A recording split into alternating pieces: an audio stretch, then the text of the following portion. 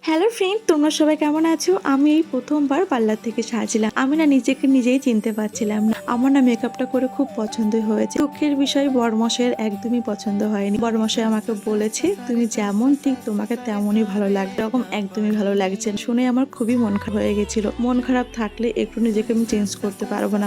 বুক ভরা কষ্ট নিয়ে পার্টিতে সবার সঙ্গে হাসি খুশিতে খুব সুন্দর মানিয়ে চললাম। কোথাও গেলে সবার আগে বরমশাইকে জিজ্ঞাসা করতাম আমাকে কেমন লাগছে। এবারও জিজ্ঞাসা করেছিলাম, কিন্তু মুখের উপরে যে এমন বলবে এটা আমি ভাবতেই পারিনি। তো যাই হোক, দুঃখ কষ্ট সব ভুলে রেখে পার্টিতে খুব মজা করলাম। এত ঘেমে যাচ্ছি, ঘামার চোটে আমার মেকআপ গুলো গলে গলে পড়ছে আর মেকআপটা পুরো ফুটে যায়। আইল্যাশ গুলো চোখে রাখতে এত অসুবিধা হচ্ছিল কি বলবো। হঠাৎ দেখি চোখের ভেতরে খচখচ করছে, আইল্যাশ এক সাইডে উঠে গেছে, সেটা চোখে খুব প্রবলেম হচ্ছিল, তাই খুলে ফেললাম বাধ্য হয়ে। মনে স্বপ্ন এলো মেলো, এই কি শুরু হলো প্রেমে।